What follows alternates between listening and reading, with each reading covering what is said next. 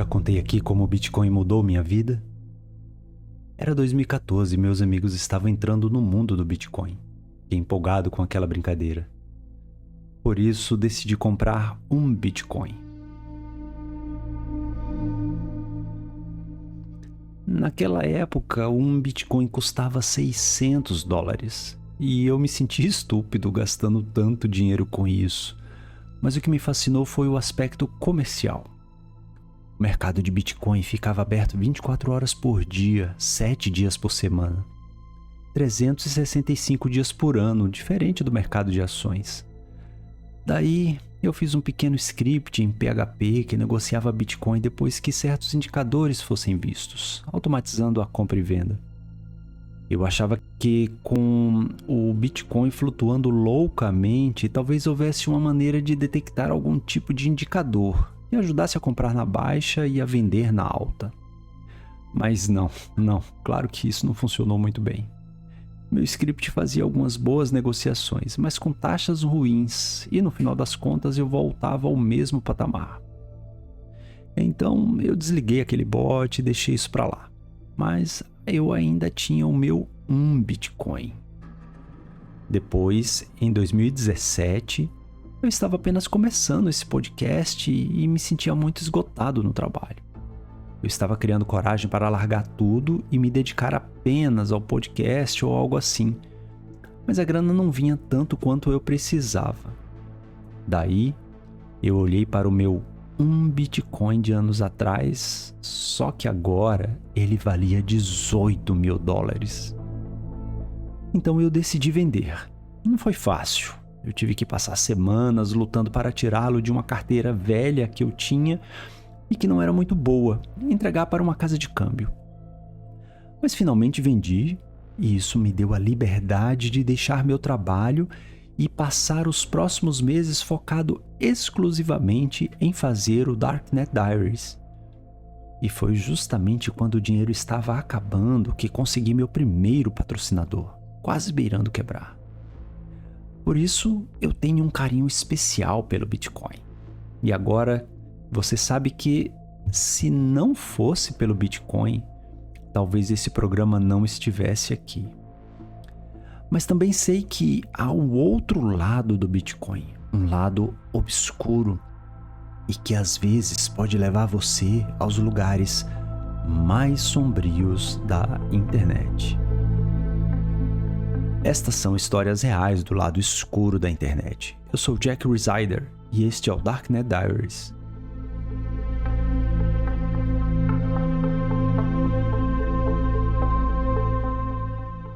E neste episódio eu recebo novamente o Andy Greenberg. Meu som tá ok? Tá beleza. Vamos nessa. E essa é a terceira vez do Andy no programa. Mas se você não se lembra, foi ele quem escreveu o livro Sandworm, que fala sobre a Rússia atacando a Ucrânia com o malware NotPetya e outras coisas.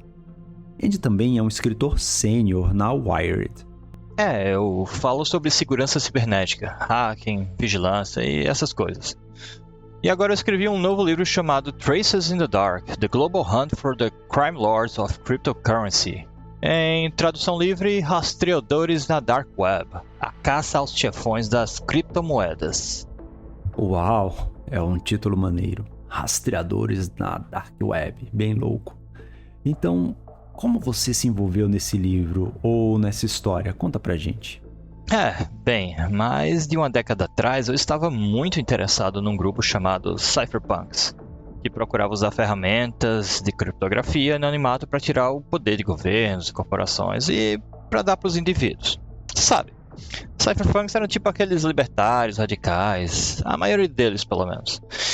E esse movimento deu impulso a coisas como VPNs, a Redditor e o Wikileaks, e eu estava meio obcecado por esse grupo e por escrever um livro sobre eles em 2010 e 2011. Na primavera de 2011, na verdade, foi quando me deparei com esse novo fenômeno cypherpunk, que era o Bitcoin. E em 2011 mal sabíamos que tipo de revolução o Bitcoin seria. O Bitcoin é uma moeda digital. E antes que você comece a me dizer que Bitcoin é uma farsa e não tem valor, O papel moeda que você tem em sua carteira também não tem. É apenas um pedaço de papel. Nós apenas nos convencemos que o dinheiro tem algum valor, mas no fundo sabemos que é apenas um pedaço de papel. Uma ilusão, na verdade. Além disso, o dinheiro está sendo substituído pelo dinheiro digital. As pessoas usam cartões de crédito ou até mesmo seus telefones para pagar tudo agora. E se você pensar bem, agora o dinheiro é basicamente apenas um registro num banco de dados em algum lugar qualquer do mundo. E tudo bem, porque faz sentido mesmo usar dinheiro digital em nosso mundo digital. Sim, eu sei que o Bitcoin não tem um valor real, mas, assim como o dinheiro, as pessoas concordam com a mentira de que tem. Basta um número suficiente de pessoas acreditar nele e o Bitcoin se torna valioso. O dinheiro é algo estranho mesmo, mas o grande lance do Bitcoin é ser uma moeda digital anônima, ou pelo menos deveria ser. Assim como não há conexão entre as cédulas em sua carteira e sua identidade, também não há um nome em uma carteira de Bitcoin. Bem, isso era verdade até que os governos começaram a regulamentar as transações. Para comprar ou vender Bitcoin, agora você precisa mostrar identificação para uma casa de câmbio, a exchange. E se você mantiver seu Bitcoin ali nela, então sim, há uma conexão direta entre sua carteira e seu nome. Mas essa conexão não é visível para qualquer um. Só a exchange tem essa identificação e sabe qual carteira é sua. Mas as exchanges nos Estados Unidos precisam obedecer às leis dos Estados Unidos. E isso permite que as autoridades emitam intimações para obter detalhes sobre quem possui uma carteira. Isso meio que colocou uma cerca em torno de todo esse ecossistema de criptomoedas e permitiu que as autoridades investigassem os casos com muito mais eficácia. Mas, além disso, os pesquisadores também estavam descobrindo maneiras de seguir as trilhas do Bitcoin e montar uma imagem do que certas carteiras de Bitcoin estavam fazendo. Em 2020, Andy começou a perceber como o Bitcoin pode ser rastreado e começou a observar como as autoridades estavam usando o rastreamento de criptomoedas em investigações criminais. Ficou claro que não apenas o Bitcoin era muito rastreável, mas o rastreamento de criptomoedas foi realmente usado como uma técnica investigativa incrivelmente poderosa pelas autoridades. Pois esse pequeno grupo de detetives, que então se tornou o assunto do meu livro, havia realizado uma onda de apreensões de criminosos cibernéticos, rastreando criptomoedas para derrubar suas operações criminosas online, uma atrás da outra. Então, você está seguindo o Bitcoin e desvendando crimes cibernéticos. Estas são histórias reais do lado sombrio da internet. E vamos entrar em becos bem escuros neste episódio. Pois é, são histórias bem sombrias. E já cobri outras também bem sombrias sobre a Dark Web trabalhando como repórter.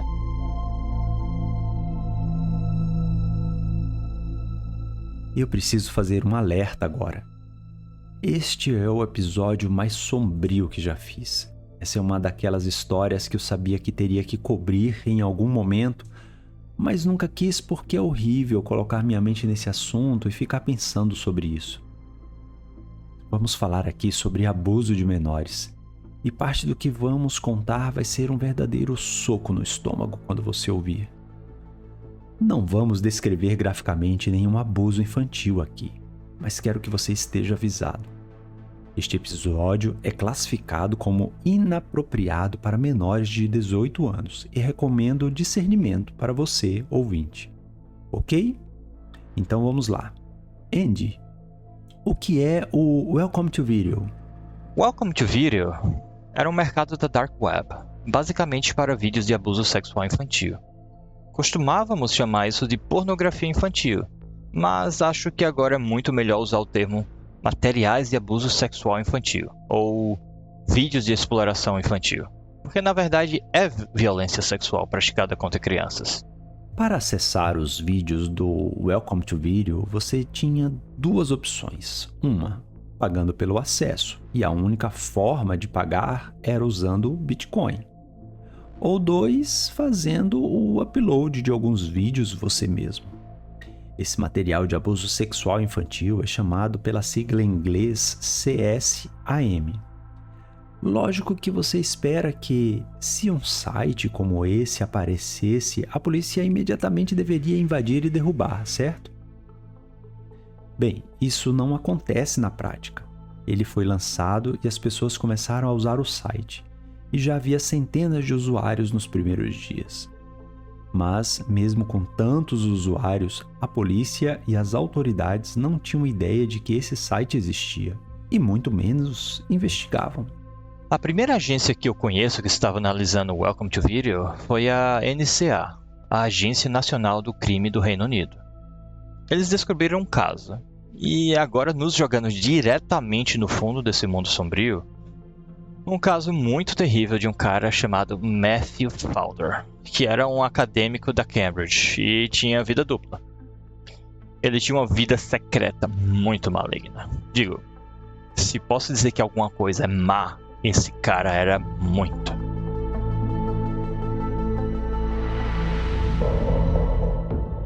Ele fingia ser uma artista e aí ele pedia nudes às pessoas pela internet e depois usava esses nudes das pessoas para chantageá-las a fornecer mais nudes e a abusar de outras pessoas e até a se automutilar. Caramba, eu ouço muito sobre isso. Cerca de uma vez por mês, um ouvinte meu, geralmente um cara, me conta a história de que encontrou uma mulher online, começaram a conversar. Parecia estar indo numa direção romântica. A mulher pede uma nude, o cara manda. Imediatamente a pessoa tenta extorquir o cara, dizendo que vai mandar para todos os amigos dele a menos que ele pague. Normalmente algo como $500, mas varia de acordo com quanto eles acham que podem ganhar do cara.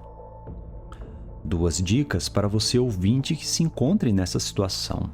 Primeiro, não envie nudes para pessoas online assim. Em segundo lugar, se você estiver passando por esse tipo de problema, tenha em mente que é uma questão legal. Entre em contato com a polícia, você está sendo extorquido. Não é algo em que um podcaster como eu possa ajudá-lo. Esse cara, o Matthew Fowler, fez isso com nada menos do que 50 pessoas. Pelo menos 3 delas tentaram suicídio. Lamento já nos jogar nas partes mais horríveis dessa história, mas esse é o direcionamento que a história toma. A NCA conseguiu enquadrar o Fowler e o acusou. No computador dele descobriram que ele era cliente do Welcome to Video. Esse site que eles nunca tinham visto antes. Mas imediatamente pareceu para eles como uma espécie de repositório gigante de materiais de abuso sexual infantil. Mas, como todo o mercado da Dark Web, ele era protegido pelo anonimato da rede Tor. Não havia uma maneira óbvia de derrubá-lo. Certo. Welcome to Video estava na Dark Web usando a rede Tor. Aqui as coisas são anônimas por design, tanto os usuários quanto os sites, ou pelo menos assim tentam ser. Na internet normal, quando você vê uma URL, pode pesquisar quem é o proprietário dessa URL, fazer uma rota de rastreamento do IP do site e ver onde esse servidor está hospedado no mundo, ou pelo menos qual é o provedor de internet que está fornecendo o link. Mas na rede Tor, na Dark Web, tudo isso é oculto. Por exemplo, quando você deseja criar um site na rede Tor, primeiro gera a chave privada, que lhe dará um endereço público. E esse endereço público é sua URL. Se você tiver a chave privada, você é o proprietário do site. Se não, não é seu. Não há como descobrir quem é o proprietário ou ver onde ele está hospedado. Tudo está escondido. Então a NCA viu esse site terrível, mas não conseguia descobrir uma maneira clara de localizar seu administrador ou derrubá-lo. Essa é a ideia, obviamente, da Dark Web. E, infelizmente, há muitos casos, e todos os agentes especializados em casos de exploração infantil com que já conversei pareciam estar sobrecarregados. É simplesmente terrível. Então, sem uma liderança clara e com muito trabalho a fazer, o caso foi deixado de lado até que Jonathan Levin apareceu. Esse cara começou uma empresa chamada Chain Analysis, que é uma mistura das palavras blockchain e analysis. Veja bem, toda transação Bitcoin que acontece é pública. Todo mundo pode ver, e é isso que é a blockchain. Um livro público que mostra todas as transações desde o surgimento do Bitcoin. A Chain Analysis era como arqueólogos vasculhando a blockchain, examinando os dados e fazendo coisas como criar um perfil de certas carteiras de Bitcoin e descobrir maneiras de rastrear o dinheiro. Mas também descobrir que o Bitcoin pode não ser tão anônimo no final das contas. Quero dizer o seguinte: considere o seguinte cenário. Digamos que você deu um Bitcoin para seu amigo, que lhe pediu emprestado. E ele promete pagar de volta em uma semana. Mas 3 semanas se passaram e ele não pagou. Então você pergunta para ele e ele responde: "E eu não tenho como pagar agora." Bem, você pode simplesmente dar uma olhada para a blockchain para ver a movimentação dele. Então, você olha para onde enviou esse dinheiro, que provavelmente é a carteira dele, certo? Daí você vê que ele não apenas pediu dinheiro emprestado para você, mas 4 outras pessoas também lhe enviaram a mesma quantia. Talvez esses sejam seus amigos ou os amigos dele. Então você olha para ver quanto Bitcoin está na carteira dele agora. E não há nenhum. Então, para onde foi? Bem, a blockchain conta tudo. Você pode olhar e ver que todo o dinheiro foi para a carteira de algum cassino online, por exemplo. Esse é o tipo de investigação que você pode fazer na blockchain. Mas é preciso uma certa habilidade e o tipo certo de olhos para poder ver como as coisas se movem e o que está acontecendo. Foi isso que a Chain Analysis começou a fazer: observar a blockchain, tentando descobrir o que estava acontecendo lá. Eles logo perceberam que as autoridades também estavam muito interessadas na atividade de certas carteiras. Então, a Chain Analysis começou a trabalhar com as autoridades para encontrar maneiras de obter informações sobre certas carteiras Bitcoin. Eles criaram uma ferramenta para facilitar ainda mais, chamada Reactor. Se você colocar um endereço Bitcoin no Reactor, ele mostrará um mapa de todas as carteiras com as quais essa carteira interagiu. Em seguida, começará a agrupar essas carteiras em grupos de interesses comuns. Ele detecta certas técnicas de lavagem de dinheiro também. Ele consegue mostrar onde o Bitcoin começou e onde acabou. Por exemplo, o Reactor pode mostrar que uma pessoa comprou algum Bitcoin na Coinbase, depois o transferiu para outra carteira e depois sacou na Binance, o que até então não é nada demais para descobrir por conta própria. Mas a Chain Analysis faz a investigação da blockchain de maneira muito mais fácil. Por isso, as autoridades do mundo todo começaram a comprar essa ferramenta para ajudá-los em investigações criminais. Jonathan Levin era cofundador da empresa e, por volta de julho de 2017, ele estava apenas visitando um agente da NCA, apenas fazendo uma média no cliente. E o agente contou para ele sobre esse novo site que estava no radar. Eles tinham alguns endereços de criptomoedas do Welcome to Video que tinham retirado do computador de Matthew Fowler, eu acredito. Então, Jonathan Levin sugeriu colocar um desses endereços no Reactor, essa ferramenta de rastreamento de criptomoedas que a Chain Analysis vende. Então, eles se reuniram em torno de um cubículo e o agente deu o endereço Bitcoin do computador de Fowler, que ele usou para comprar o acesso ao Welcome to Video. Levin colocou o endereço no Reactor. E uma explosão de nós e linhas foi aparecendo por toda a tela, mostrando de imediato o tamanho da operação. O conceito é simples. Quando Fowler se tornou membro pagante do Welcome to Video, A carteira para a qual ele enviou o dinheiro deve ser a dona do site, certo? Se for esse o caso, quais outras carteiras também enviaram dinheiro para o proprietário do Welcome to Video? O gráfico na frente deles mostrava centenas de carteiras enviando dinheiro para este site. Levin e esse agente da NCA ficaram meio chocados. Eles podiam ver todo o agrupamento de todos os endereços do Welcome to Video, ou pelo menos uma espécie de esboço deles. Essa foi apenas uma análise inicial de toda essa rede de pagamentos. Eles podiam ver pessoas comprando bitcoins em exchanges, inclusive nos Estados Unidos da América, e pagando muitas vezes diretamente nos endereços do Welcome to Video. Ou às vezes por meio de alguns hubs em endereços diferentes na blockchain, mas você ainda podia conseguir o dinheiro até lá.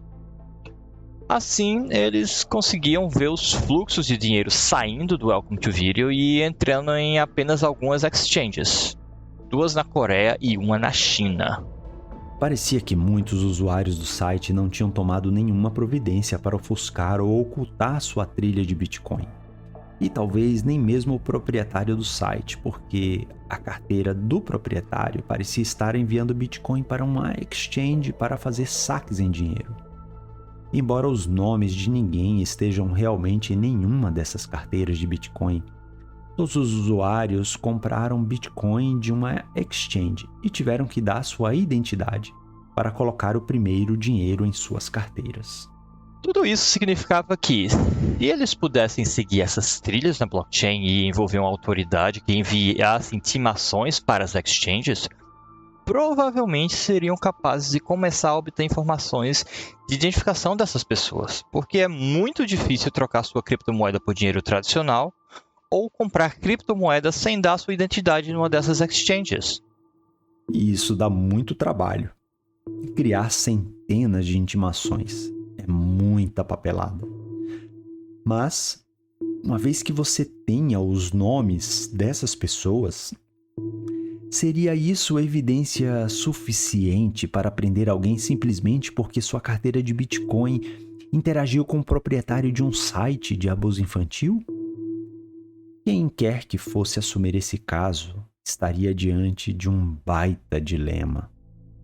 Enquanto Jonathan Levin estava no Reino Unido naquela visita em Londres com a NCA, 2 agentes da Receita Federal Americana, o Tigran Gambarian e Chris Jasensky, estavam em Bangkok, envolvidos na derrubada do Alpha Bay, aquele enorme marketplace para crimes de drogas, ferramentas de hacking e dados roubados. Essa é outra história que conto no livro. Como o rastreamento de criptomoedas ajudou a confirmar a identidade do administrador do Alpha Bay e a pegá-lo em Bangkok. Mas Tigran e Chris, depois da captura do Alexandre Cassis, o chefão do Alpha Bay, ficaram meio aborrecidos por terem ficado de fora da operação de prisão. Eles sequer foram convidados para a sala de guerra do quartel-general da polícia tailandesa, onde as pessoas assistiam à transmissão ao vivo da operação. Então eles estavam sentados no aeroporto em Bangkok e Tigran, entediado, começou a ligar para colegas para tentar descobrir qual seria o próximo caso. Ele então ligou para Jonathan Levin da Chainalysis e Jonathan disse: "Que engraçado você estar perguntando sobre isso. Eu acabei de encontrar uma pista de um grande caso de materiais de abuso sexual infantil. E se alguém seguir esses fios e seguir o dinheiro, eu acho que podemos derrubar tudo isso. E acho que vocês 2 são os agentes certos para lidar com isso." Pois é, isso me deixou bem surpreso. Como pode a Receita Federal Americana investigar um site criminoso de pedófilos?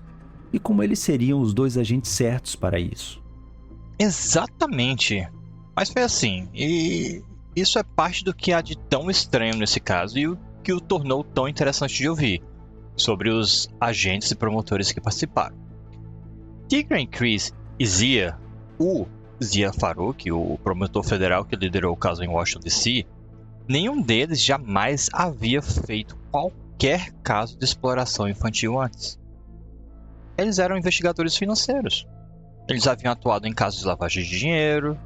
Zia Farouk tinha feito casos de segurança nacional, onde eles seguiam dinheiro para encontrar pessoas vendendo armas para a Coreia do Norte e coisas assim. O trabalho de Tigran e Chris era seguir o dinheiro e Tigran provavelmente era o melhor rastreador de criptomoedas da Receita Federal. Mas nenhum deles jamais havia lidado com abuso infantil antes, e isso era estranho nesse caso. Era uma investigação financeira, mas uma investigação financeira para encontrar e desmantelar uma rede de abuso infantil, o que é realmente raro, porque, como eu disse, a maioria desses mercados de abuso infantil da Dark Web não tem nenhuma forma de pagamento e nem usa criptomoedas. Mas Zia Faruqi, esse promotor que assumiu o caso, disse: não importa, vamos seguir o dinheiro, sabemos como fazer isso, temos uma pista fantástica aqui, vamos rastrear bitcoins para derrubar toda essa rede. Então, os 2 investigadores criminais da Receita Federal assumiram um caso para derrubar o Welcome to Video. Você pode pensar que eles só poderiam estar em casos de sonegação de impostos ou algum tipo de crime financeiro. Mas os investigadores criminais da Receita Federal americana podem realmente investigar praticamente qualquer tipo de crime federal. Por exemplo, em 2021, 72% de seus casos foram relacionados a impostos, mas 11% foram relacionados a narcóticos. As investigações criminais da Receita Federal Americana são uma verdadeira agência de polícia. Eles carregam armas, fazem prisões, viajam pelo mundo extraditando pessoas. Na verdade, a equipe de investigação criminal da Receita Federal Americana tem até 2 unidades de crimes cibernéticos. Então, o caso do Welcome to Video foi aberto. Mas por onde começar? Bem, como em qualquer caso, você deve conhecer a situação e saber exatamente o que está acontecendo no site. Os 2 agentes abriram o navegador Tor e navegaram até o site na Dark Web Welcome to Video. Você não pode acessar nada a menos que faça uma assinatura. Então eles se inscreveram apenas com uma conta gratuita e foram recebidos com uma caixa de pesquisa com erros ortográficos. Eles estavam completamente despreparados para o caso. Como eu disse, eles nunca tinham lidado com um caso de abuso sexual infantil antes. Eles nem tinham permissão para baixar os vídeos porque não são agentes secretos, mas tinham permissão, não que realmente quisessem, para apenas começar olhando as thumbnails na página inicial e ver apenas a rolagem interminável de miniaturas mostrando o estupro e abuso de crianças. Eu acho que muitas pessoas pensam nesses sites como só sendo vídeos sexuais de pré-adolescentes ou algo do tipo. É triste, eu não quero dizer que tá tudo bem se as crianças por acaso tivessem 15 ou 16 anos, mas logo fica claro para esses agentes que 2 dos termos mais pesquisados são 1 ano de idade e 2 anos de idade. Eles ficam horrorizados ao ver essas miniaturas também, o abuso dessas crianças. Em muitos casos são bebês e crianças pequenas que estão sendo abusadas nesses vídeos. Lamento dizer em voz alta, não é divertido falar sobre isso. Com esse material, os agentes acabaram de cair no fundo do esgoto da CSAM. Poxa, por onde começar aqui? Imagine que você é um agente federal e acabou de abrir a porta de uma sala e encontrar centenas de pessoas cometendo crimes em todos os lugares que você olha. Estupro, abuso infantil e pessoas comprando e vendendo. Quem você prenderia primeiro? Os crimes reais que estavam acontecendo são tanto o abuso direto quanto o registro do abuso de crianças por pessoas ao redor do mundo. São crimes muito sérios e, de fato, há vidas de crianças em jogo, não só no centro dessa rede, mas ao longo de todas as suas bordas. Essa é a parte muito mais complicada de resolver. Eles viram as carteiras de Bitcoin para as quais todos esses usuários estavam enviando dinheiro. Provavelmente era do proprietário ou administrador do site. Então, eles emitiram uma intimação para a exchange na qual o proprietário do site estava fazendo os saques. Eles também puderam ver que não seria suficiente ir a um computador no centro dessa rede e derrubar esse mercado. Eles teriam que encontrar os usuários reais do site, e isso é centenas de vezes mais complicado. Então, usando o Reactor da Chain Analysis, eles estavam tentando obter informações sobre os usuários do site. A teoria deles era que, Se eles conhecessem a carteira de Bitcoin do Welcome to Video, quais carteiras estão enviando dinheiro para esta carteira e são membros pagantes do site? Então, eles rastrearam o dinheiro.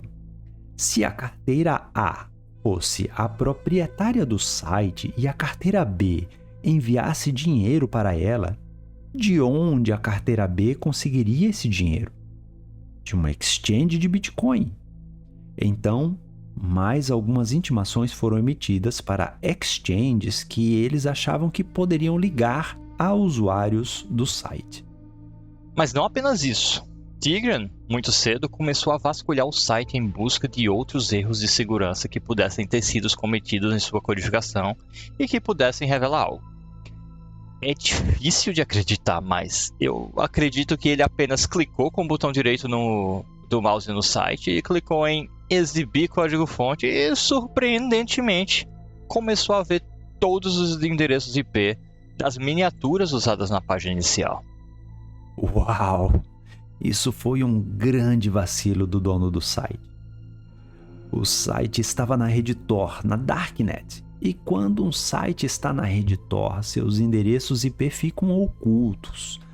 Você não tem absolutamente nenhuma ideia de onde no mundo esse site está hospedado. Esse é o objetivo da rede Tor. Mas quando o agente examinou o código no site, as imagens em miniatura não estavam ocultas.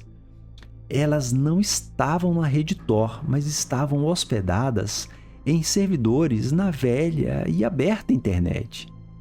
Essa pista os levaria diretamente à porta da frente de onde o site estava hospedado.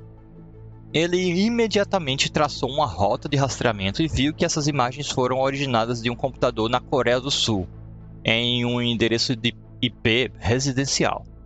Então, surpreendentemente, todas essas imagens em miniatura pareciam estar em um único computador na casa de alguém na Coreia.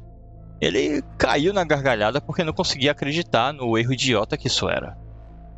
Logo, a intimação para a carteira do administrador do site teve resposta e eles investigaram, esperando que isso revelasse quem era o dono do Welcome to Video. Bom, a primeira coisa que eles puderam ver, e eles viram isso antes mesmo de receberem os resultados da intimação, foi que não havia como tirar o dinheiro do Welcome to Video. Uma vez que você pagou, depositou dinheiro no Welcome to Video, fez uma assinatura, não tinha como você retirar. E também não era como no site Silk Road, onde as pessoas vendiam coisas como um marketplace. No Welcome to Video, só os donos faziam venda. Então, todo o dinheiro que estava saindo da rede do Welcome to Video deveria pertencer aos administradores do site.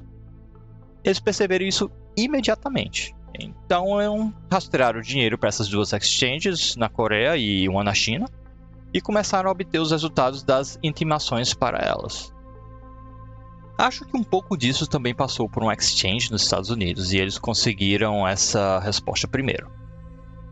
As informações apontavam para um homem coreano idoso perto de Seul, na Coreia do Sul. Mas Chris Jansensky, foi ele quem recebeu os resultados daquela primeira intimação, ele ficou logo achando muito estranho porque ele era um cara mais idoso, de mão suja, sabe? Como se fosse algum tipo de trabalhador rural, alguma coisa do tipo. Ele não parecia ser o tipo de cara que mora no porão e usa um teclado para comandar um mercado da Dark Web. Então, conforme eles obtiveram mais informações, eles começaram a ver que havia outro cara, que era muito mais jovem, e tinha o mesmo sobrenome do cara idoso. Seu nome era Song Jong-woo. Song Jong-woo.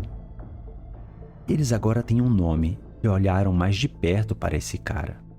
Ele tinha 21 anos, morava na Coreia do Sul e tinha o mesmo sobrenome daquele outro senhor, o cara com as unhas sujas. Eles investigaram e descobriram que ele era o filho daquele idoso. Song Jong-woo também morava na mesma cidade onde estava o endereço IP das imagens do site. À medida que os investigadores mais olhavam, conectavam pontos suficientes para acreditar que Song Jong-moo era o administrador e proprietário do Welcome to Video. Eles encontraram o cara que procuravam. Você pode pensar que o caso estava encerrado.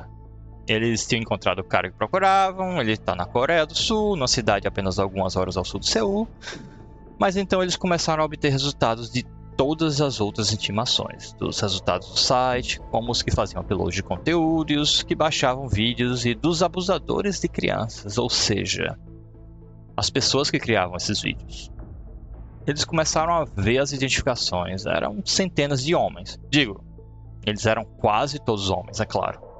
Tinha um vice-diretor de uma escola secundária na Geórgia e um agente federal da Homeland Security, a agência de segurança dos Estados Unidos.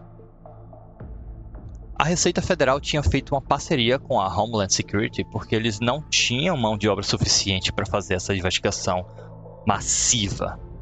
E, de repente, eles estavam nessa situação embaraçosa em que vem que um deles, um agente federal, é um usuário do site. E pior, um administrador de uma escola secundária e um agente federal são pessoas em posição de poder e potencialmente com acesso a crianças. Então eles começaram a perceber que sua prioridade não poderia ser ir atrás do servidor de hospedagem do site ou ir atrás do Song Jong-woo na Coreia do Sul. Eles precisavam tentar encontrar esses casos especialmente delicados. Os usuários do site que podem ter acesso às crianças.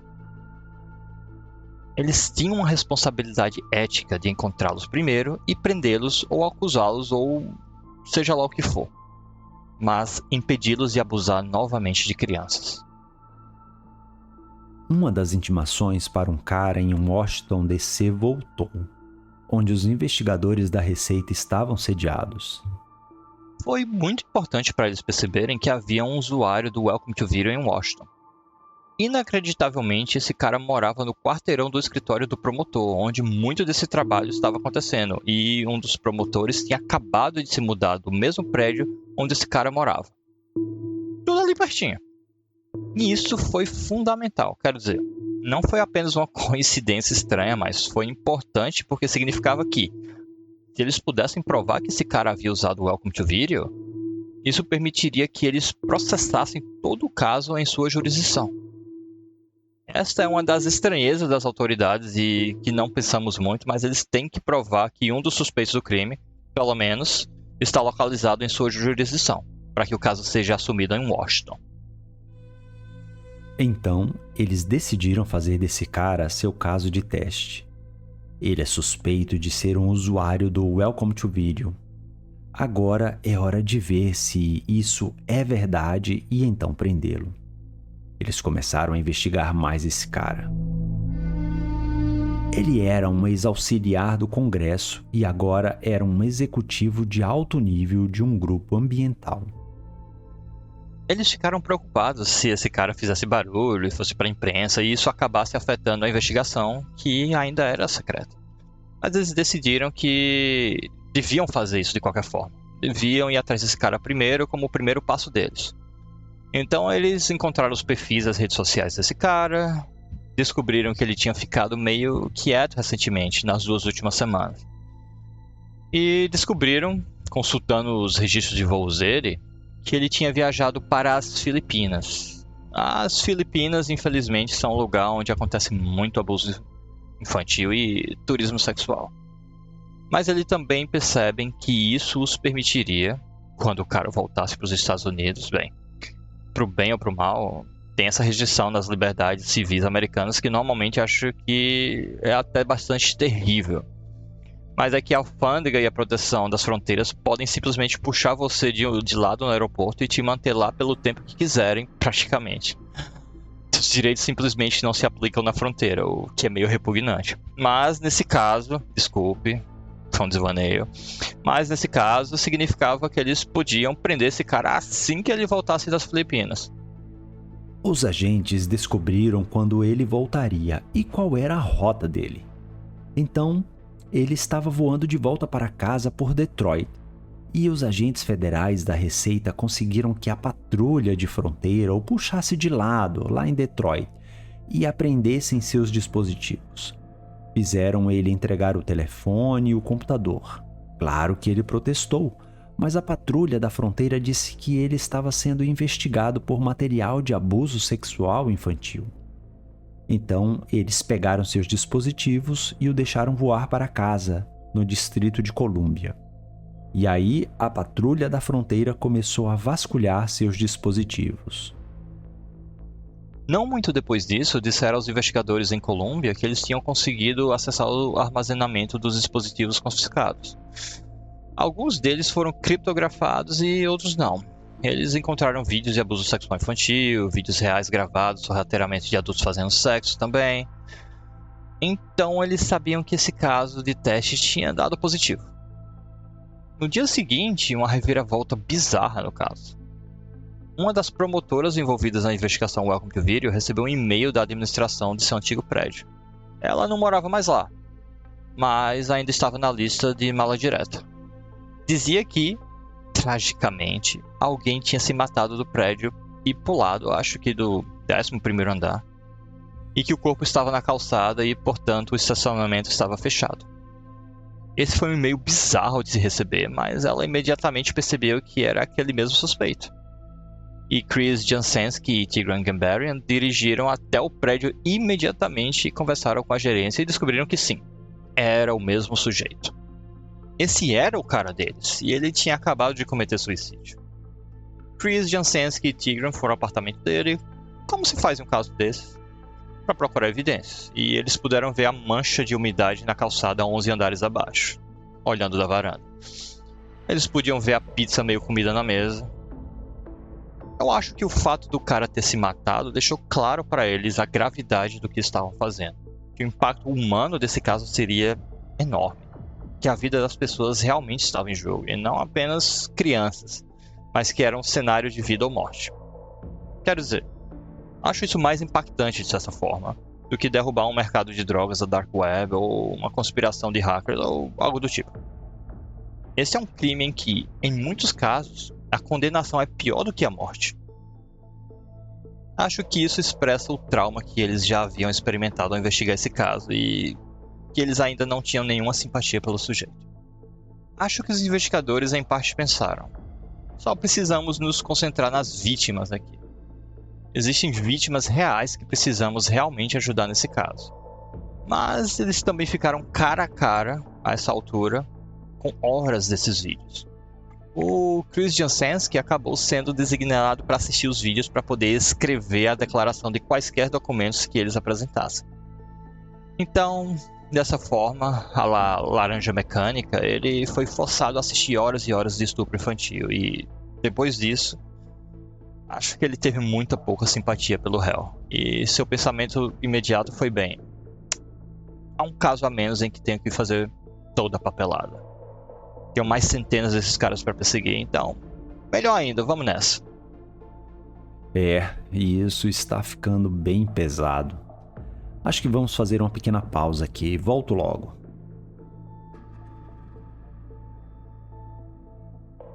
Os investigadores criminais da Receita continuaram suas investigações, procurando por mais usuários do site que estivessem nos Estados Unidos. Eles emitiram mais intimações para exchanges e estavam obtendo detalhes sobre usuários em potencial do site. O próximo cara na lista deles era esse diretor assistente nas imediações de Atlanta, na Geórgia. O caso foi assim, ou pelo menos como o Chris descreveu para mim. Foi o próprio Chris quem voou para a Geórgia e com os agentes da segurança interna de lá, ele bateu na porta desse cara.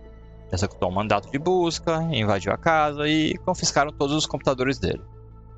Mas esse cara tinha família e eles tinham que separar os filhos, colocar eles num quarto, pegar a esposa, colocar em outro, interrogá-la. Eles questionaram esse homem, que era administrador de uma escola, em outra sala, e como Chris era quem liderava a ação, mas não quem interrogava, ficou meio que deslocado nas ações e no centro de toda essa tempestade.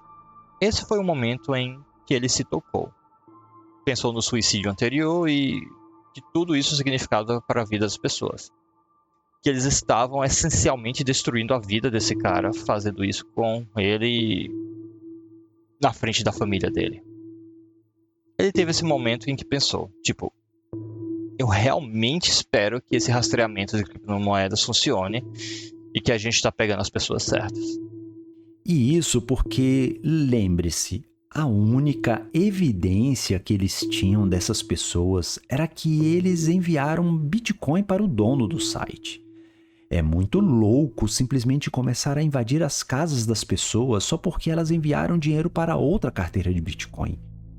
Seria isso realmente evidência suficiente? E se outra pessoa roubou a carteira daquele cara e foi ela quem enviou esse dinheiro? E se o cara na Coreia do Sul tivesse alguns negócios paralelos e estivesse vendendo algum design de página da web, totalmente normal ou algo assim, e ele apenas estivesse usando a mesma carteira de Bitcoin para os dois serviços? Seria muito ruim para os investigadores colocar uma família inteira nessa situação se ele não fosse realmente um pedófilo. Mas, para eles, valeu a pena correr esse risco. Aquele cara foi levado para o interrogatório, admitiu eventualmente tocar de forma inadequada em crianças em sua escola e acabou sendo acusado de agressão sexual. Não apenas por possuir material de abuso sexual infantil, mas por agressão sexual mesmo. Eles estavam certos de que esse era um cara de alta prioridade. Eles só seguiram os pagamentos em criptomoedas do sujeito e realmente identificaram um abusador de crianças. Bem, pelo menos foi o que os agentes e promotores disseram ao Andy sobre esse cara. Eu sei que ele perdeu o emprego por causa disso e estava enfrentando inúmeras acusações criminais. O importante foi que, em poucas horas, esse momento de dúvida que Chris Jansensky tinha foi dissipado. Eles sabiam que esse cara era mais um teste que deu positivo. A blockchain não mentiu. Eles mais uma vez identificaram um caso real de exploração sexual de crianças apenas por meio de rastreamento de criptomoedas. Por isso, os agentes e promotores continuaram vasculhando tudo o que acontecia no Welcome to Video. O site ainda estava online e havia uma função de chat no site, como uma espécie de discussão em tempo real. Eles começaram a perceber que uma dessas mensagens que apareciam periodicamente, algumas pareciam ser tipo um administrador de helpdesk. Tipo, se você tiver um problema, me mande um e-mail que eu posso te ajudar. Esse tipo de coisa. Então eles começaram a se perguntar, e esse cara era um moderador ou quem sabe o administrador mesmo? Seria outro criador do Welcome to Video que eles precisavam rastrear? Esse é Song Jong-woo, o cara da Coreia, ou será que é outra pessoa? Então, Chris Jansensky, o empresário do software que trabalhavam com os agentes, seu nome era Aaron Bice. Eles tentaram descobrir quem era esse sujeito com base no endereço de e-mail. Eles fizeram um trabalho investigativo incrível. O e-mail estava associado a um serviço de e-mail protegido pelo Tor. Então, isso não ajudou muito. Mas eles conseguiram encontrar um endereço de e-mail semelhante usado como usuário de uma exchange popular de Bitcoin chamada BTC. Ela tinha sido fechada pelas autoridades dos Estados Unidos por causa da lavagem de dinheiro que estava acontecendo por lá. O que significava que as autoridades tinham todos os logs e dados dela. E um endereço de e-mail muito semelhante estava nesses registros. O usuário fez login na exchange 10 vezes para acessar seus bitcoins lá. Mas essa exchange não tinha informações do usuário além do endereço IP do qual ele fez login. Assim, os investigadores analisaram os endereços IP que se conectaram a essa conta e cada IP que pesquisavam se ligava a um serviço de VPN. Esse foi um beco sem saída para eles, mas o último IP que eles procuraram veio de um endereço residencial nos Estados Unidos e não de uma VPN, uma boa falha do usuário. Eles rastrearam a rota daquele último endereço IP e descobriram que estava no Texas. Claramente não era Song Jong-woo. Parecia meio improvável até que alguém no Texas estivesse trabalhando com Song Jong-woo. Os investigadores conseguiram obter mais informações sobre quem era essa pessoa e, por fim, conseguiram obter o nome e o endereço dela. O problema é que descobriram que era um agente da fronteira, outro agente federal. Ele trabalhava numa cidade do Texas, perto da fronteira. Um agente federal da fronteira. Quando uma pessoa em posição de autoridade está cometendo crimes como esse, é bem pior porque ela está abusando do poder e confiança que lhe foram dados. Então agora eles tinham na mira esse cara que estava enviando mensagens estranhas no Welcome to Video, que parecia ser uma espécie de moderador, funcionário do helpdesk do site, algo do tipo. Eles também verificaram a conta dele no Welcome to Video e viram que ele fez upload de vídeos reais de abuso sexual infantil e, ao formarem a imagem de quem era essa pessoa, também descobriram que ele arrecadava dinheiro no serviço GoFundMe para adotar uma filha. E era a filha de sua parceira, sua própria enteada. Chris Jansensky assistiu meticulosamente a todos os vídeos enviados por esse agente da fronteira e reconheceu a camisa de flanela vermelha que a garota estava usando em alguns vídeos de abuso. Ele também vê a garota em uma das fotos na página do GoFundMe e percebe que é exatamente a mesma garota. Aquele agente federal estava abusando de sua própria enteada e enviando as gravações para milhares de homens em todo o mundo. Fazer essa conexão deve ter sido como um soco no estômago, mas ao mesmo tempo, que oportunidade de resgatar essa garota daquele monstro. Nesse caso particular agora, Chris sabia que a cada momento em que ele não tomasse uma ação de prisão daquele agente, a garota poderia ser abusada novamente. Sim, então me mostre brevemente o que eles precisaram fazer para, não sei, prendê-lo ou algo assim. Eles precisam ligar para a polícia local, precisam ligar para outro assistente, tipo... Eu não acho que a receita vá aparecer lá sozinha, certo? Acho que nesse caso a Receita fez parceria com a Homeland Security, a Segurança Nacional, porque eles têm muita mão de obra e muitas vezes são os que assumem os casos de exploração infantil, e não a Receita, obviamente. Como eles estavam prendendo alguém que fazia parte da patrulha de fronteira, que faz parte do Departamento de Serviços Humanos, a Homeland Security também teve que trazer o FBI e a polícia local, se bem me lembro, várias autoridades que estavam lá para garantir que não houvesse conflito de interesse ou algo do tipo. Chris Jansensky também voou por Texas e, com os agentes da Homeland Security, pararam esse agente da fronteira no caminho do trabalho para casa. Levaram-no para um hotel e o interrogaram enquanto Chris seguia para a casa dele. Ele encontrou exatamente a sala onde tinha filmado o abuso da enteada. Ele reconheceu claramente pelos vídeos. Para ele, foi como se tivesse caído da tela do seu computador diretamente em uma cena real de um filme de terror. E você tem que agir rápido para conseguir o mandado. Um mandado de busca para vasculhar a casa de alguém. Exato. Por apenas 10 dias após a resposta da intimação até que Chris fizesse essa prisão. Ele mal foi para casa ou viu sua família durante esse tempo. Acho que se tornou tão real para ele que ele ficou assombrado pela noção de que cada segundo em que não trabalhasse no caso seria uma chance da vítima sofrer outro estupro. Olha, desculpe dizer essas coisas em voz alta, mas essa é a verdade. Toda a equipe, mas especialmente o Chris, correu muito para prender esse cara e separar logo a garota dele. Ela foi levada para um lugar seguro. Eles levaram com eles na operação alguém que tinha experiência em falar com crianças vítimas e puderam perguntar para ela sobre o abuso e ela confirmou. Cara, pensar nas vítimas aqui é realmente outro soco no estômago para mim. Essa criança sofreu muito trauma e pode levar uma vida inteira para ela se curar de tudo isso.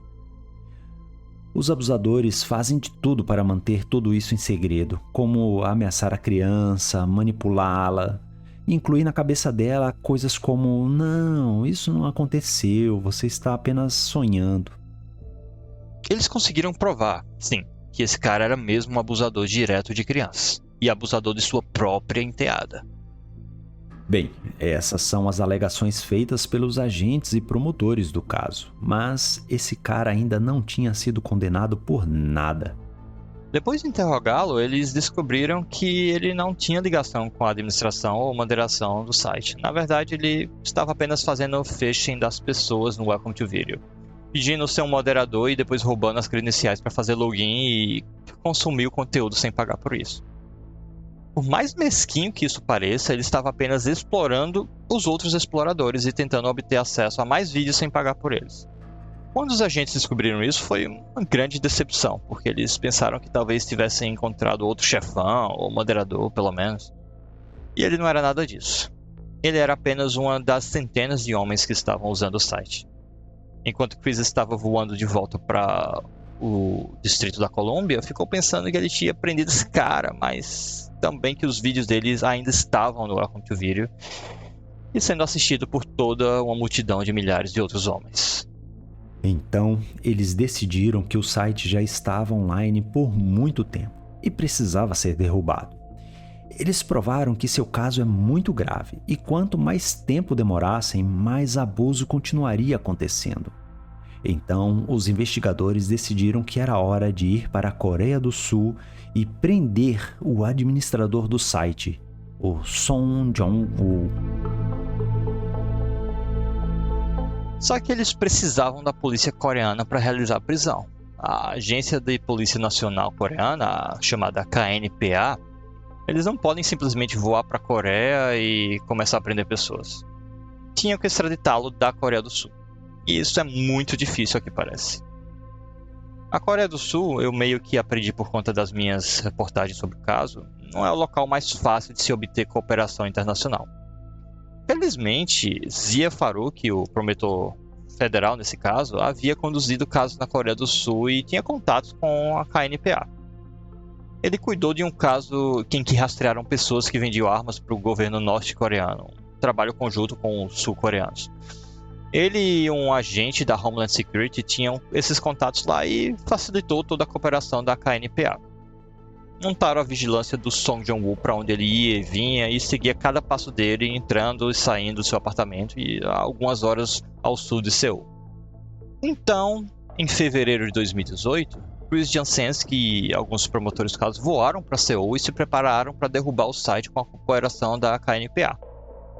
Planejaram prender o cara na segunda-feira de manhã em sua casa, pensaram algo tipo arrombar a porta e levá-lo, mas então, um dia antes de planejarem a prisão, a equipe de vigilância informa que Song Jong-woo dirigiu até Seul e que ficaria parte do fim de semana na cidade.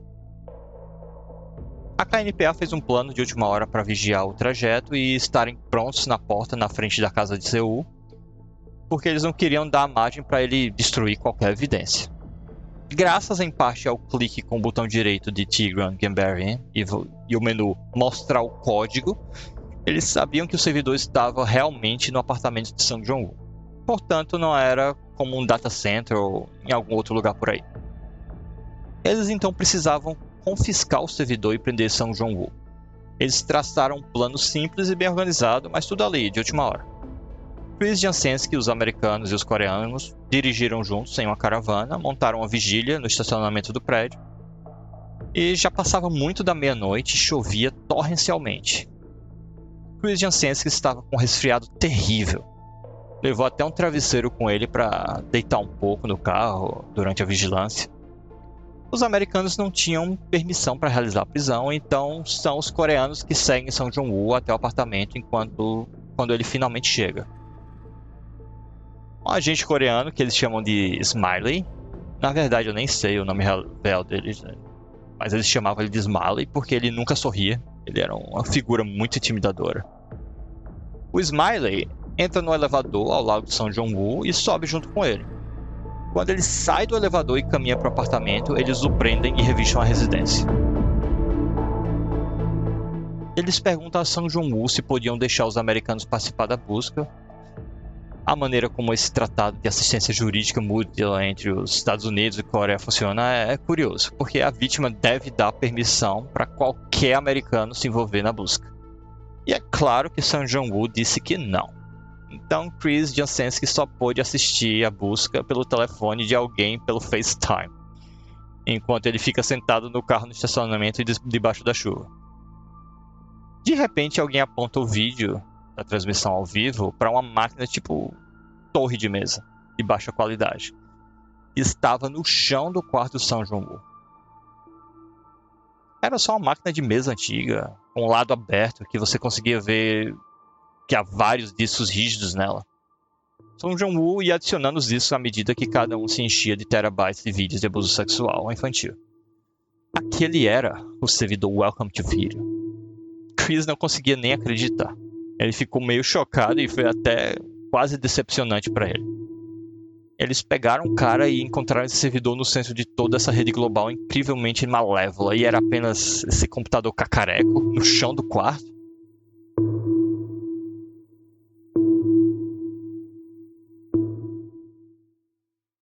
Então, quando eles chegaram ao servidor, desligaram imediatamente ou colocaram algumas ferramentas forenses nele? Ou colocaram um banner no site dizendo confiscado pelo governo? Pois é, eles pegam o servidor e colocam um banner de boas-vindas, mas não um banner de confisco. Na verdade, eles colocaram um banner em manutenção, por favor, seja paciente. Eles até incluíram alguns erros de digitação, porque o inglês do Song Joong-woo era muito ruim e havia muitos erros de digitação no site Welcome to Video. Eles queriam apenas ganhar algum tempo e não avisar aos outros usuários do Welcome to Video que o site foi removido. Com a posse do servidor, eles agora tinham uma espécie de pedra de Rosetta. Eles podiam ver não apenas quem estava pagando, mas o que eles estavam comprando. Com os logs do servidor e o banco de dados, você pode ver quais vídeos cada usuário baixou, assistiu e também subiu para o site. Então agora, em combinação com o rastreamento de criptomoedas, eles têm todo o mapa. Não apenas das identidades que obtiveram nesse rastreamento, mas também do outro lado dessas transações criminosas. Agora eles estavam com a posse da principal evidência e começaram a se reunir.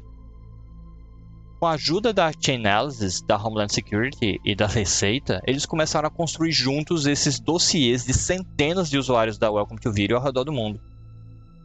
Esse é o cerne do caso, na verdade.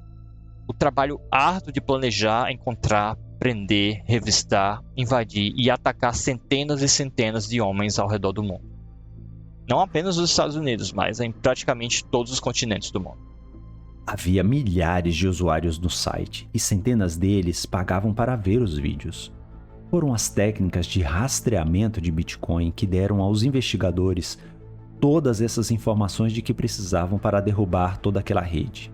Uma enorme operação. Quando eles aprenderam o banco de dados, agora podiam ver a escala completa do tamanho do Welcome to Video. Eles podiam ver, por exemplo, que em volume havia mais vídeos de abuso sexual infantil do que jamais viram em qualquer outro site da Dark Web antes. Quando eles compartilharam tudo isso com o Centro Nacional de Proteção a Crianças Perdidas e Exploradas, o NCMEC, na sigla em inglês, o NCMEC disse que nunca havia visto nada parecido. E isso que eles são os que rastreiam a resistência desse tipo de vídeo por aí. Isso mostrou que o Welcome to Video não era apenas enorme, mas que realmente incentivou as pessoas a criarem novos vídeos de abuso. E que não eram apenas vídeos copiados de um site para outro, mas muitos deles foram feitos exclusivamente para o Welcome to Video. Agora, os agentes tinham montanhas de evidências contra os usuários do site e era hora de começar a aprender o maior número possível deles. Mesmo com tantas peças de inteligência assim reunidas e enviadas para agentes e policiais em todos os Estados Unidos e ao redor do mundo, não houve um dia coordenado para centenas de prisões. Era um caso grande demais para sequer tentar isso. Não havia uma maneira de fazer as coisas acontecerem como nos filmes, em que todas as portas são derrubadas ao mesmo tempo. Ao invés disso, foi um processo contínuo e distribuído um por um em todo o mundo. Andy tentou ver quem eram essas pessoas que estavam sendo presas, e eram pessoas demais para acompanhar. Mas ele mapeou algumas que vale a pena mencionar. Tinha um cara no Kansas. Descobriram que ele tinha uma creche em casa para bebês e crianças pequenas. E quando ele foi preso, acabou que deletou todos os vídeos do computador, mas as autoridades ainda conseguiram extrair restos dos vídeos do armazenamento do computador que ele foi indiciado. Havia outro cara em Nova York que, quando a polícia foi até a casa dele, seu pai os parou na porta e disse: "Vocês pegaram a pessoa errada, não pode ser meu filho que vocês estão procurando." Mas quando os investigadores mostraram ao pai as evidências que tinham, ele ficou chocado e os deixou entrar. O filho não era apenas um membro do Welcome to Video, mas também agrediu sexualmente a filha de um amigo da família e invadiu a webcam de outra garota e a gravou sem que ela soubesse. Um outro cara em Washington tentou cometer suicídio quando os agentes da Homeland Security invadiram sua casa. Ele se escondeu no banheiro e cortou a própria garganta. Só porque um dos agentes tinha formação médica é que conseguiram manter ele vivo. Eles encontraram 450 mil horas de vídeo de abuso sexual infantil em seu computador, incluindo algumas das gravações que foram criadas por aquele agente da fronteira no Texas. 450 mil horas? Isso é um vício muito além da minha imaginação. São indivíduos deprimentes. Eles fizeram coisas terríveis, mas quando você descobre a aparente vida normal que tinha, você meio que percebe que isso também é uma doença. Eles descobriram que havia um homem que havia sofrido danos cerebrais e estava tomando medicamentos que aumentavam seu apetite sexual e reduzia seu controle de impulso. Ele se comportava com as habilidades cognitivas de uma criança. São casos trágicos de ambos os lados. Já em outro caso, eles descobriram que um cara na Nova Jersey estava negociando a compra de uma criança para sua própria exploração. Sem dúvidas, esse foi um caso que salvou muitas crianças. No final das contas, 23 crianças foram resgatadas em todo o mundo como resultado desse caso. Usuários do Welcome to Video foram presos na República Tcheca, Espanha, Brasil, Irlanda, França, Canadá, Inglaterra, Peru. Um cara fugiu para a Arábia Saudita e foi preso lá e os agentes nem sabem o que aconteceu com ele. Mas na Arábia Saudita, os agressores sexuais às vezes são punidos pela lei Sharia, que pode incluir a decapitação. Outros desses sujeitos fugiram entre países e escaparam impunes. Havia um cara na região de Seattle que trabalhava para a Amazon e era de nacionalidade chinesa. Seu carro foi revistado e descobriram que ele tinha um mapa de playgrounds na região, junto com um ursinho de pelúcia, apesar de não ter filhos.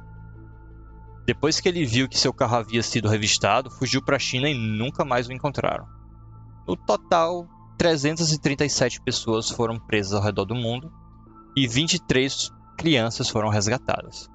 Acho que, em termos de... entre todos esses casos que já escrevi sobre rastreamento de criptomoedas, esse é sem dúvida o que teve maior impacto na vida das pessoas. Song Jong-woo ganhou algumas centenas de milhares de dólares com tudo isso, o que parece uma quantia tão pequena em comparação com quanto sofrimento as vítimas passaram. Alguns dos usuários do site que fizeram essas coisas horríveis foram presos por um longo tempo e sei que alguns deles receberam sentenças de prisão de 1 década ou mais.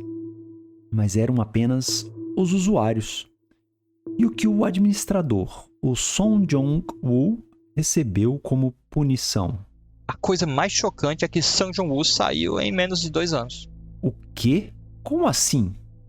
Eu ainda estou meio surpreso com isso, mas parece que as leis de abuso sexual infantil na Coreia do Sul são muito mal escritas e o juiz negou a extradição dele. Ainda não entendo muito bem disso, mas acho que é uma desconexão cultural em que a Coreia do Sul, historicamente, não leva esse tipo de crime muito a sério. Mas vale a pena notar que, quando Song Jong-woo foi condenado a 18 meses de prisão, apenas 18 meses de prisão por esse crime horrível, quero dizer, por administrar essa rede de crimes horríveis, houve um grande alvoroço na Coreia do Sul e as pessoas protestaram. Houve uma petição assinada por 400 mil pessoas para impedir que o juiz do caso fosse considerado para um cargo na Suprema Corte. E houve uma proposta de legislação para corrigir essas leis e criar sentenças mais duras e mudar o tratado de extradição. Então, acho que os sul-coreanos muitos deles estão perplexos e infelizes com isso tanto quanto os americanos. Outra história que li diz que depois que ele saiu da prisão, o Song Jong-woo estava enfrentando extradição para os Estados Unidos. Mas seu pai o processou apenas porque se você estiver enfrentando um processo na Coreia do Sul, você não pode ser extraditado. Então, isso era uma maneira de mantê-lo na Coreia do Sul e inocentá-lo da extradição. O que significa que, presumivelmente, ele está livre lá pela Coreia do Sul ainda. E isso é o fim de tudo. Sung Jong-woo está fora e desapareceu completamente da internet e da vida pública de qualquer maneira que eu possa ver. Eu não consegui achá-lo. Quando comecei a ler o livro de Andy, fiquei com a impressão de que o Bitcoin e as criptomoedas são privadas e anônimas, a menos que você cometa um erro na sua OPSEC, nos seus procedimentos de segurança, e acabe se expondo. Mas depois de ler o livro, estou percebendo o quão extremamente cuidadoso você precisa ser para permanecer privado com sua criptomoeda. Ele fala em detalhes no livro sobre isso, mas vamos separar algumas coisas. Local Bitcoins é quando você pode comprar Bitcoins de outra pessoa diretamente, e não por meio de uma exchange.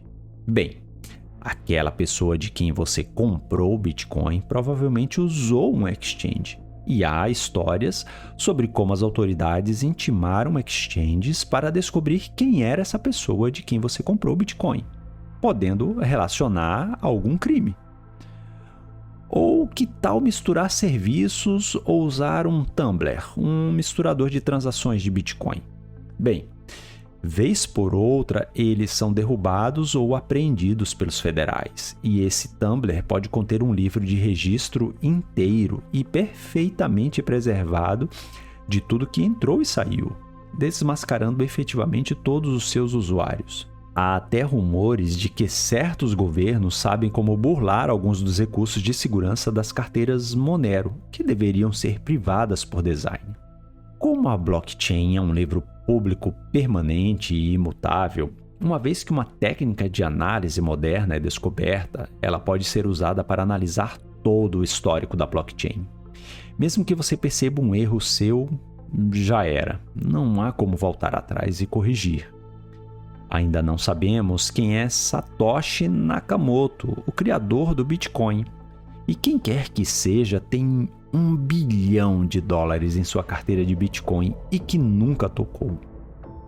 Mas assim que alguém resolver sacar, terá que fornecer a identificação, revelando sua identidade. Existem protocolos como o Zcash que criptografam toda a transação, não expondo em nada a carteira do remetente ou do destinatário. O que parece promissor, mas se você colocar todos os seus ovos nessa cesta e algum dia um desses pesquisadores encontrarem uma maneira de quebrar o anonimato, sua identidade será revelada. Com a regulamentação do Bitcoin, é mais fácil do que nunca, pelo menos para as autoridades, identificar quem possui qual carteira. Eles podem até congelar carteiras ou a interação entre elas e apreender carteiras também. Então, acho que a armadilha que a criptomoeda representou até por mais de uma década ainda persiste. As pessoas ainda acreditam, em muitos casos, que têm privacidade financeira ou que podem escapar impunes de crimes quando, na verdade, essa moeda não rastreável que estão usando é o oposto disso. Às vezes leva agentes promotores direto à sua porta.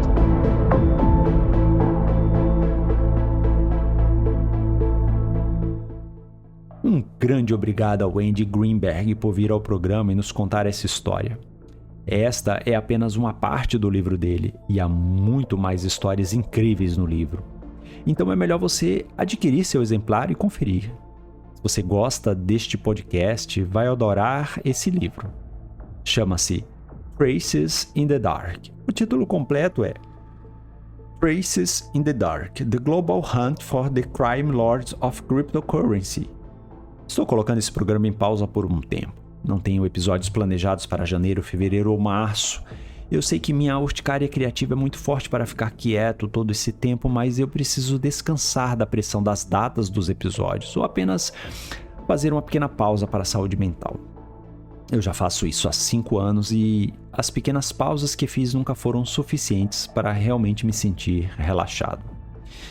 Este show é feito por mim, o Karate Kid Jack Rhysider. E esta é uma versão oficial autorizada em português do podcast Darknet Diaries e produzida por mim, Neil Vedder, que também faz a voz do Jack Rhysider. E na voz do Andy Greenberg, meu convidado Vitor Batagin, que também fez a revisão da tradução e por quem registro meu muito obrigado. Se você gostou deste conteúdo, colabore enviando para um amigo. Desta forma, poderemos trazer os demais episódios do programa e, em breve, ter nossas próprias edições originais.